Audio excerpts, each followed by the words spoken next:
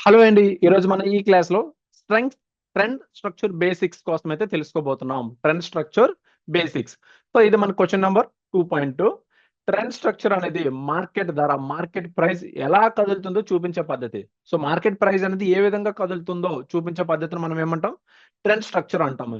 ఇది higher high అంటే ఇది higher high, higher lows, lower highs, lower lows ఆధారంగా నిర్మించబడుతుంది. ఈ యొక్క ట్రెండ్ అనేది మనకి ఏ విధంగా నిర్మించబడుతుందంటే higher highs, higher lows, lower lows ఆధారంగా నిర్మించబడుతుంది. ఈ నిర్మాణం ద్వారా ట్రేడర్‌కు ట్రెండ్ ఏ దశలో ఉందో కొనసాగుతుందో స్పష్టంగా అవగాహన అనేది వస్తుంది. ఈ నిర్మాణం ద్వారా ట్రేడర్‌కి ట్రెండ్ ఏ దిశలో కొనసాగుతుందో అనేది ఒక స్పష్టత అనేదైతే లభిస్తుంది. అయితే ఈ ట్రెండ్ స్ట్రక్చర్ ఎందుకు ముఖ్యం? ట్రెండ్‌ని నిర్ధారించడానికి. ట్రెండ్ స్ట్రక్చర్ దేనికి ముఖ్యం? ట్రెండ్‌ని నిర్ధారించడానికి అండ్ ఎంట్రీ, ఎగ్జిట్ పాయింట్లు గుర్తించడానికి అండ్ ఎంట్రీ, ఎగ్జిట్స్ పాయింట్‌ని గుర్తించడానికి మనం దీన్నైతే వాడతాం. అయితే అదే విధంగా ట్రెండ్ రివర్సల్ ముందస్తు సంకేతాలను అర్థం చేసుకోవడానికి. ట్రెండ్ రివర్సల్ అంటే ముందస్తు సంకేతాలను అర్థం చేసుకోవడానికి మనకి ట్రెండ్ స్ట్రక్చర్ అనేదైతే ముఖ్యం. అండ్ నెక్స్ట్ ఇందులో మనకి డిఫరెంట్ టైప్స్ ఆఫ్ ట్రెండ్స్ అనేవైతే ఉంటాయి. ఒకసారి మనం చూద్దాం. ఫస్ట్ మనం మాట్లాడుకోబోయేది ఏంటంటే అప్ ట్రెండ్ స్ట్రక్చర్. ఫస్ట్ మనం మాట్లాడుకోబోయేది ఏంటి? అప్ ట్రెండ్ స్ట్రక్చర్ అంటే దీన్నే మనం ఏమంటాం? బుల్లిష్ ట్రెండ్ అంటాము. సో, దీనిలో ఏంటంటే ధర తరచు హైయర్ హైస్ మరియు హైయర్ లోస్‌ను చేస్తూ ఉంటుంది. ఇందులో ప్రతిసారి కూడా ఇక్కడ చూపినట్టు మీకు higher highs and higher lows అనేదైతే మనకి చూపిస్తూ ఉంటుంది. అంటే బలమైన కొనుగోలు మద్దతునైతే నిర్ణయిస్తుంది. బలమైన కొనుగోలు మద్దతును. అంటే ఏంటి ప్రైస్ 150, 160 ఎగ్జాంపుల్ 150, 160 నెక్స్ట్ 150 అంటే సో, ఈ రేంజ్ వచ్చేటప్పుడు మనకి కింద నుంచి అనేదైతే మనం చూసుకోవాలి ఇక్కడ. సో, ఏంటంటే ఫస్ట్ ఎగ్జాంపుల్ 150, 160, 155, 170 సో, ఈ విధంగా అనేదైతే దీని యొక్క రేంజ్ అనేదైతే మనకు కనిపిస్తుంది. దీన్నే మనం ఏమంటామంటే కంప్లీట్‌గా up trend structure or bullish trend అనేదైతే మనం అంటాము. ఆర్ ఏమంటాం? బుల్లిష్ ట్రెండ్ అని మనం అంటాము.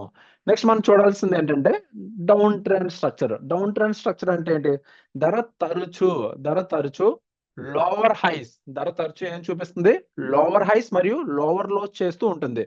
ధర తరచు లోవర్ హైస్ మరియు లోవర్ లోస్‌ని చేస్తూ ఉంటుంది. అంటే ఇది బలమైన అమ్మకాల ఒత్తిడినైతే చూపిస్తుంది. ఇది బలమైన అమ్మకాల ఒత్తిడిని చూపిస్తుంది. దీన్ని మనం ఏమంటాం? డౌన్ ట్రెండ్ స్ట్రక్చర్ మనం బేర్ ట్రెండ్ అని కూడా అంటాము. ఎగ్జాంపుల్ మళ్ళీ ఒకసారి చూద్దాం. ఎగ్జాంపుల్‌లో మనం చూసినట్లయితే ప్రైస్ అనేదైతే ఏ విధంగా మూవ్‌మెంట్ అవుతుందనేది ఒకసారి చూద్దాం. సో, ఇక్కడ ప్రైస్ అనేది 150, 140 లైక్ ఇక్కడ మీరు ఒక డయాగ్రామ్ చూడొచ్చు. ఇక్కడ మనకి లోవర్ హై, లోవర్ లోస్ అనేవైతే ఉన్నాయి. సో, ఫస్ట్ ఏంటంటే 150, 140, 145 ఈ విధంగా మూవ్ అవుతూ ఉంటుంది ప్రైస్ అనేది. అంటే ప్రైస్ అనేది తగ్గుతూ ఉంటుంది. సో, ఎగ్జాంపుల్ మనం చూసుకుందాం. సో, ఎగ్జాంపుల్ మీకు కొంచెం క్లియర్‌గా ఉండడం కోసం 140, 140, 145, 135 సో, ఇక్కడ స్ట్రాటజీ అనేదైతే ఒక పాయింట్ అనేది గుర్తుపెట్టుకోండి. పుల్ బ్యాక్ వద్ద షార్ట్ ఎంట్రీ తీసుకోండి. పుల్ బ్యాక్ దగ్గర ఎప్పుడు కూడా షార్ట్ ఎంట్రీ తీసుకోవాలి. అంటే లోవర్ లో దగ్గర ఎగ్జిట్ అనేదైతే తీసుకోవాలి. పుల్ బ్యాక్ దగ్గర షార్ట్ ఎంట్రీ, లోవర్ దగ్గర ఎగ్జిట్ అనేదైతే తీసుకోవాలి. సో, ఇక్కడ ఏంటంటే మీకు ఎగ్జాంపుల్. సో, ఇది ఎంతుంది మనకి 150, 140, 145, 135 సో, పుల్ బ్యాక్ దగ్గర ఏమన్నారు? Short entry. సో, ఇక్కడ షార్ట్ ఎంట్రీ అనేది తీసుకుంటారు. సో, ఇక్కడ ఎగ్జిట్ అయిపోతారు. Short entry and short exits అనేవి ఇవి. ఓకే. ఇది మనకి down trend or bear trend concept అనేది. నెక్స్ట్ మనం చూసే స్ట్రక్చర్ ఏంటి? సైడ్ వే స్ట్రక్చర్ అంటాం. సో, సైడ్ వే స్ట్రక్చర్ అనేది మనకి ఒక ధర పర్టిక్యులర్‌గా ఒక ప్రైస్ ఏదైతే ఉందో, సో, ప్రైస్ అనేది ఒక నిర్దిష్ట సపోర్ట్, రెసిస్టెన్స్ మధ్య కదులుతూ ఉంటుంది.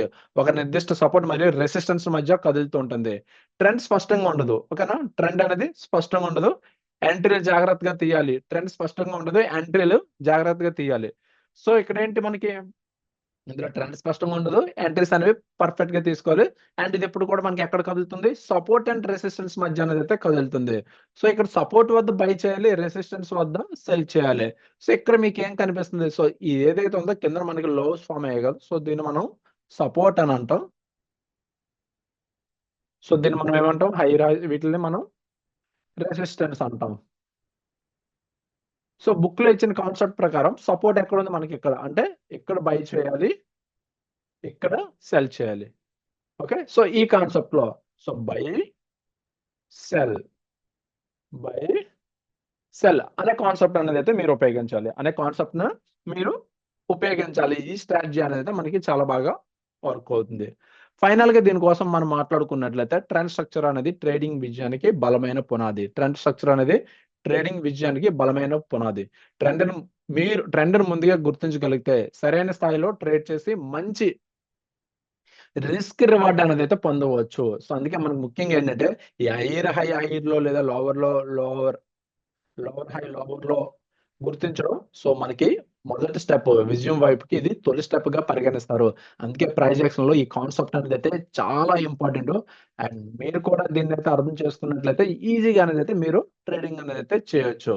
సో ఇది మనకి కంప్లీట్ గా ట్రెండ్ స్ట్రక్చర్ బేసిక్ అనేది. ఐ హోప్ మీకు అర్థమైంది అనుకుంటున్నాను. Thank you.